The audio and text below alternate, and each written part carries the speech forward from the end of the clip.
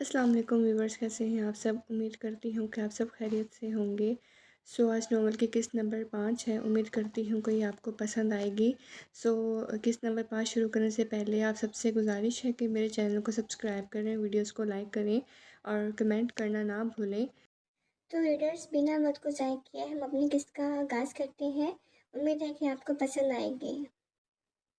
यज़दान भी वहीं बैठ गया, नाश्ता करने लगा। ज़ब्त की इंतहा हो गई थी। हसीना बेगम अस्पताल गई थी अपने देवर की इयादत करने। जुनैद और ज़ीशान दोनों मुल्क से बाहर थे और इरम फिटनेस सेंटर गई थी। घर पर बस ये तीनों थे। यशफा और हमाद दोनों एक दूसरे के इस हाथ पर हाथ मारकर हंस रहे थे। यज़दान सब्र करने की कोशिश कर रहा था। हमाद उसके दूसरे मामू ज़ीशान का बेटा था। उसकी माँ कोमल बचपन में ही अकेला छोड़ गई। उनका इंतकाल हो गया था। यज़दान खुद पर काबू पाकर बगैर नाश्ते के ऑफिस चला गया। ये सब उसकी पहुंच से बाहर हो रहा था। यशफा की ज़िंदगी में कहीं भी यज़दान शामिल ना था और ये बात उसे तकलीफ देती थी। वो यशफा से इश्क करता था। क्यों, कब, कैसे हुआ, लेकिन हो गया। कोई था जिसका जुनून यशफा बनने वाली थी, लेकिन वो कौन था?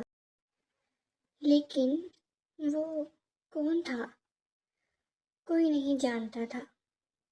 अब वो ज़बरदस्ती ही सही यशफा की ज़िंदगी में शामिल होगा। यज़दान ने गाड़ी स्टार्ट की और खुद से वादा किया। आज उसकी एक अहम मीटिंग थी जिसमें मशहूर बिजनेसमैन शामिल होने वाले थे। कुछ कंपनीज पाकिस्तान की थीं और कुछ दूसरे मुल्कों की। आज एक अहम दिन था। यज़दान इस बात से बेखबर था कि आज उसके साथ एक इत्तेफाक भी होगा। उसका ताल्लुक यज़दान के कनाडा की बिजनेस मीटिंग से जुड़ा था। ये बात यज़दान के पाकिस्तान वापस आने से पहले की थी। किसी चीज़ के मिलने या किसी शख्स से मिलने का इत्तेफाक हो जाता है। ज़िंदगी है, ज़िंदगी इत्तेफाक से घिरी हुई है। बस एक शख्स से बार बार इत्तेफाक हो तो सांसें कम पड़ जाती हैं। कुछ देर बाद यज़दान अपने ऑफिस पहुंच चुका था। सर, मीटिंग बस शुरू होने ही वाली है। गुड। अपना कोट उतार कर साइड पर रखा। एक बार फाइल्स को देख लेना ज़रूरी समझा। जोया ने कॉफ़ी लाकर टेबल पर रख दी। जोया यज़दान की सेक्रेटरी थी। मीटिंग शुरू हो चुकी थी। सामने बासित बैठा था। दोनों एक दूसरे को देख रहे थे। कुछ साल पहले यज़दान की आज पहली मीटिंग थी। जिसमें कुछ प्रोजेक्ट पर बात हुई थी। उस वक्त यज़दान की और बासित की उम्र ज़्यादा नहीं थी। बासित 29 का और यज़दान 28 का। यज़दान की एक सेक्रेटरी थी जो कम उम्र थी। मलिहा नाम था उसका। कम उम्र की वजह से दरिंदगी की भेंट चढ़ गई। वो बस 22 साल की थी। बासित ने उसे पहली बार मीटिंग में देखा था।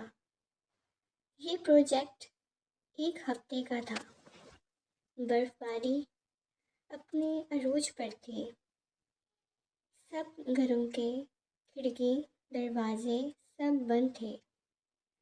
रात के 1 बजे मोबाइल की घंटी बजी।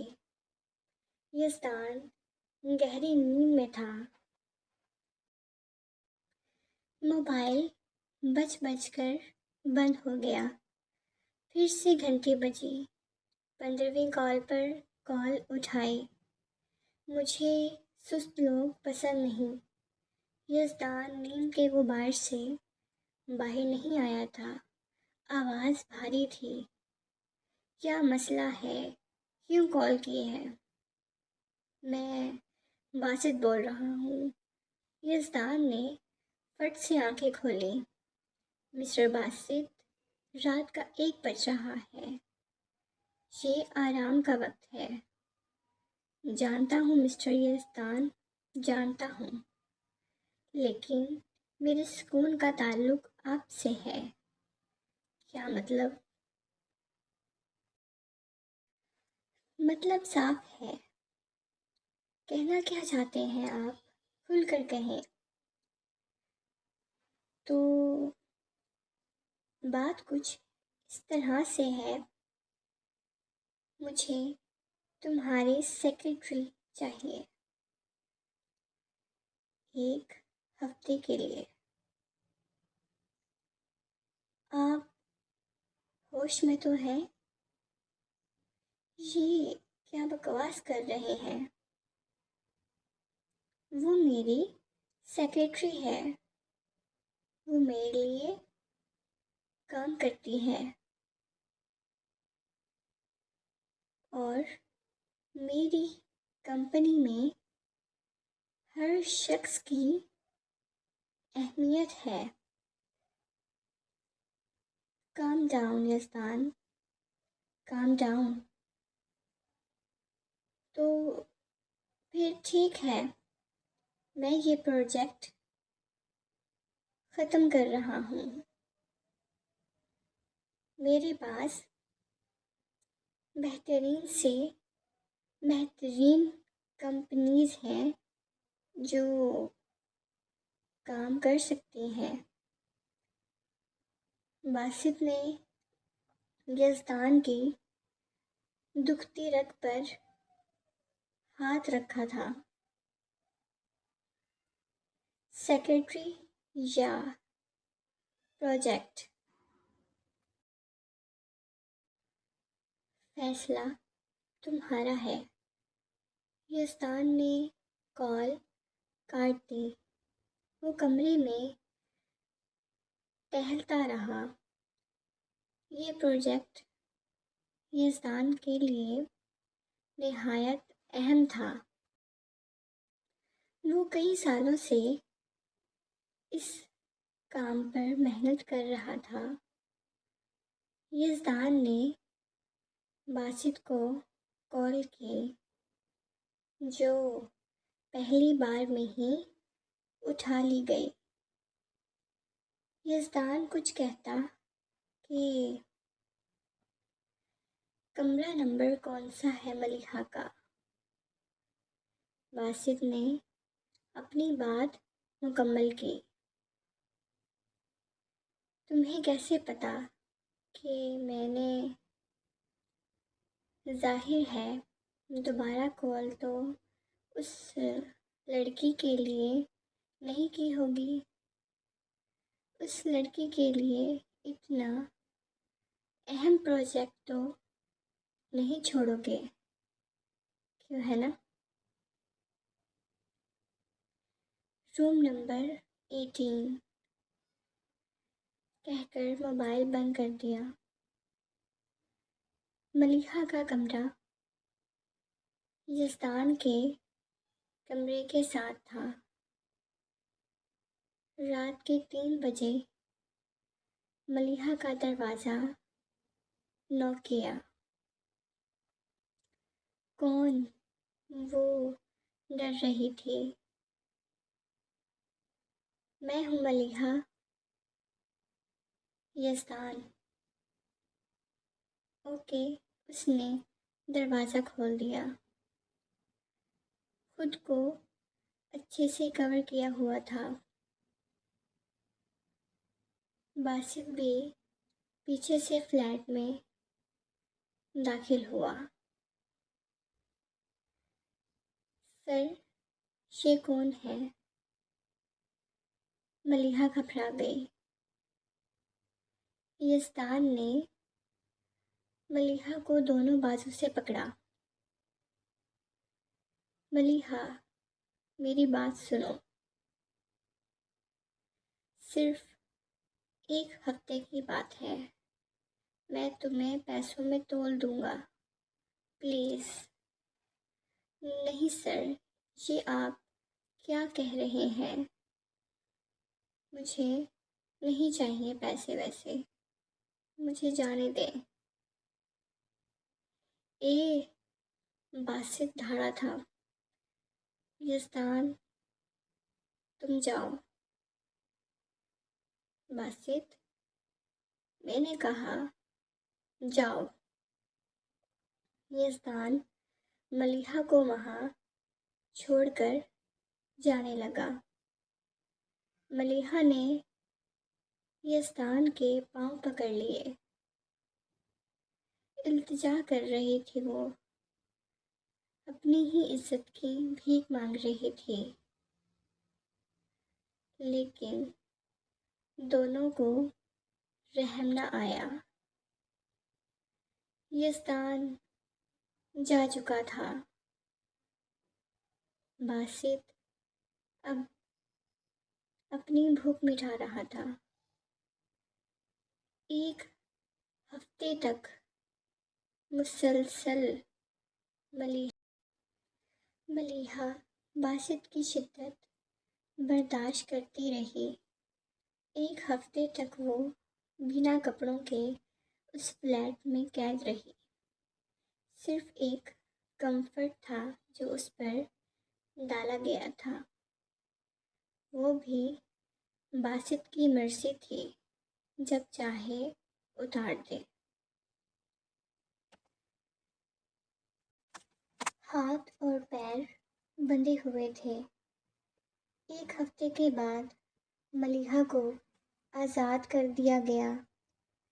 उसी शाम उसने फ्लैट में पंखे से लटक कर अपनी जान दे दी।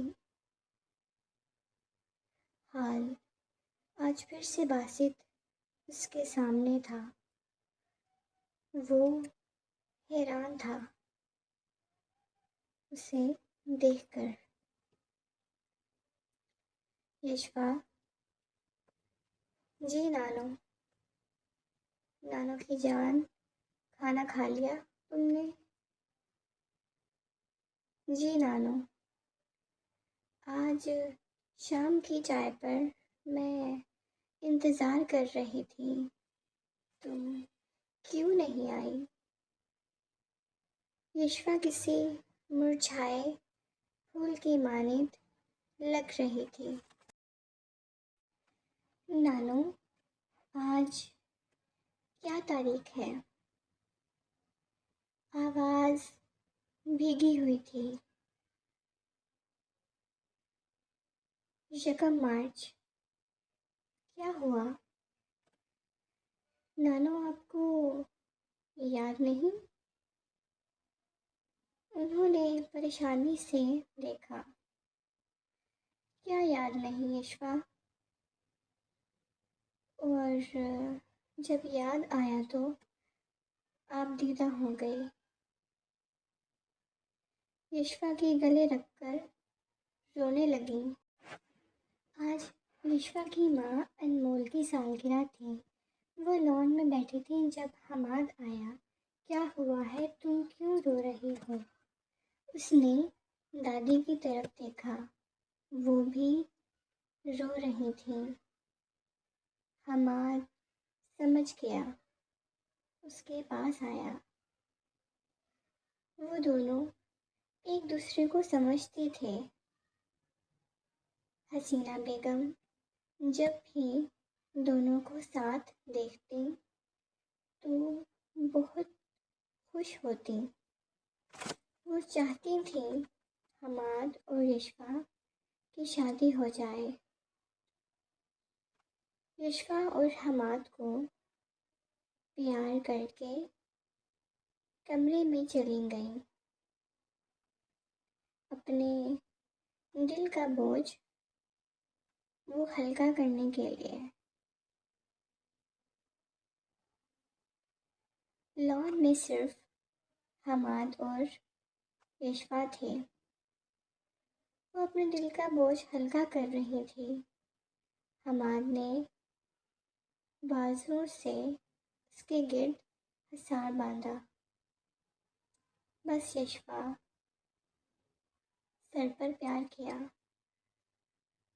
सबने एक दिन जाना है। तुम्हें तो वो का प्यार तो मिल गया। फूफो का प्यार तो मिल गया ना। चाहे थोड़े अरसे के लिए, थोड़े अरसे के लिए ही सही, तुम अपनी माँ की गोद में बैठी तो थी, उनसे लाड करती थी। वो तुम्हें अपनी गोद में उठाकर प्यार करती थी। यशफा, हमाद भी रो रहा था। मुझे देखो, मुझ बदकिस्मत को देखो। मैंने तो कभी देखा तक नहीं, आवाज़ तक नहीं सुनी। माँ की मोहब्बत के लिए हमेशा तरसता रहा हूँ।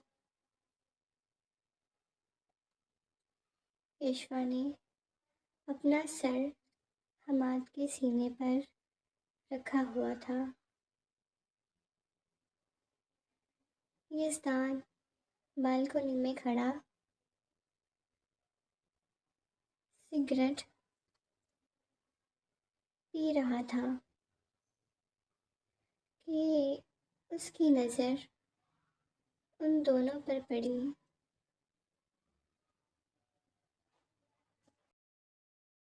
तो रीडर्स, ये थी आज की किस्त नंबर 5। उम्मीद करती हूँ कि आपको ये पसंद आई होगी।